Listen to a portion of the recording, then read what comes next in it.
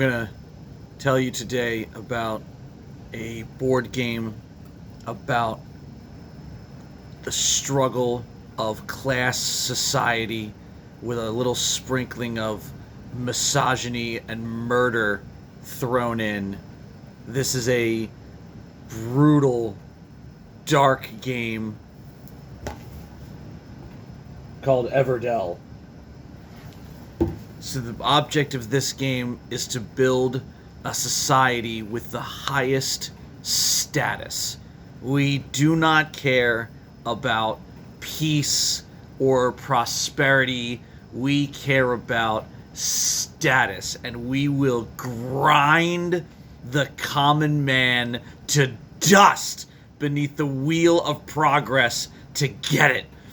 So in this game, your victory points represent status within a society, and that's what we care about more than anything. So you've got kings, right? These are the king is worth an incredible amount of victory points, even though he does nothing. And you've got your common barge toad and creatures like him who do all the work and actually provide resources to a functioning society worth barely anything at all. But the key is that there's only so much room in your society. So you got to be careful about balancing the undesirables against the real people whose lives are worth something because they actually provide victory points, which is the only thing that matters.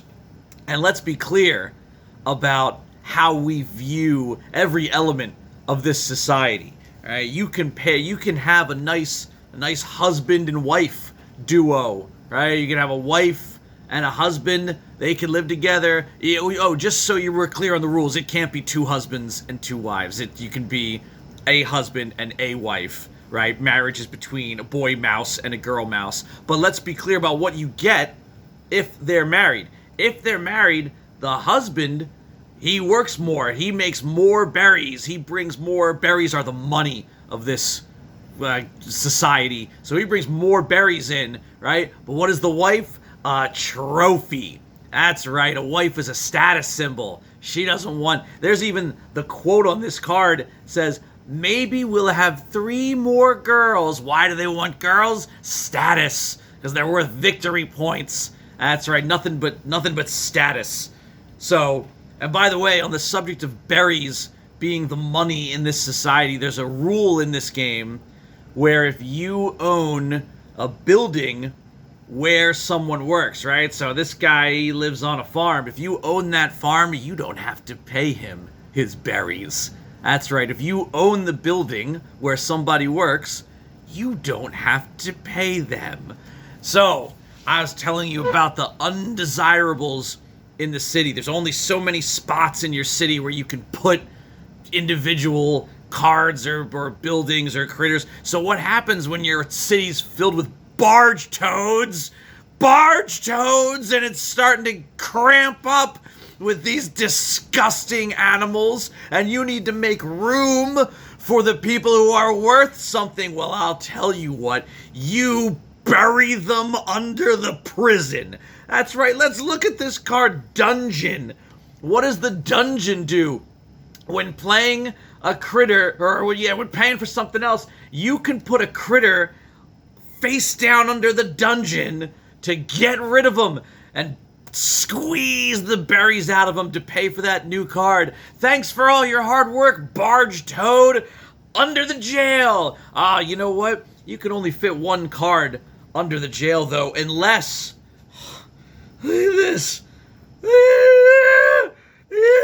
The Ranger, he lets you put a second critter under the dungeon to make room for himself, to earn his own spot at the feet of the king. He puts one of his fellow beings under the prison. It's horrible. And then, and there's prizes. There's prizes, though. Let's talk about prizes. There's all sorts of things you can get. Hey, you can capture some thieves. That's right. They just tried to steal some acorns to eat. Steal acorns? They're squirrels. Everyone in this society is a forest creature.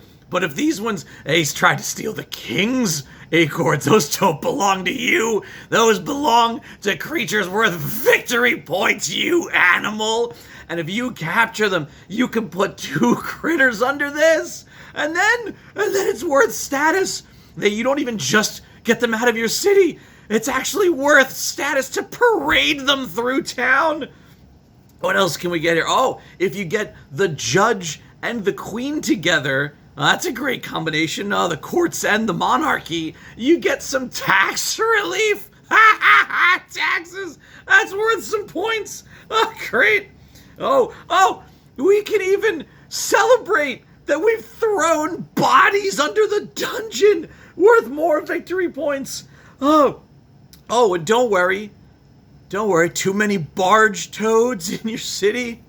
Well, if you've got a barge toad and an undertaker, well, we have the cure for that, don't we? We've got the cure for barge toads. You want to know what the cure is? I'll give you a hint. To get this card, you don't need a barge toad and a doctor. Nope. You need a barge toad and an undertaker. That's what you get. That's what you get.